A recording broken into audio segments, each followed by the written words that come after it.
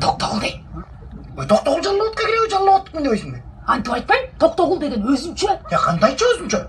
Ой, ошондой элечө өзүнчө. Андан көрсөң өзүңдүн айылыңды айтпайсыңбы? Түп деген айыл эмес, килтеген шаар. Сен мектепти бүттүң беле деги. Качандан бери түп шаар болуп калды эле. Же силер чеккенде кичинекей айылыңар кирейге шаар болуп көрдү. Иже поезда. Сен бизди антип таарынтпа. Стрелятип менен согуп атканың карабайсың. Мен айткан жоктум да туурабы? Бүт түштүк биригип Жалал-Абадка ошко киресиңер деп. Жалал-Абад деген ош эмес. Ош эмес. Ал деген таптакыр башка. Эмне, ош жаманбы?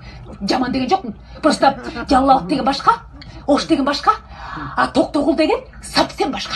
Карасаң, Токтогул өзүнчө. Кайсы конституцияда жазылыптыр? Мисалы, нарын өзүнчө, кочкор өзүнчө деп ким айтат? Жок, эке. Кочкор действительно өзүнчө.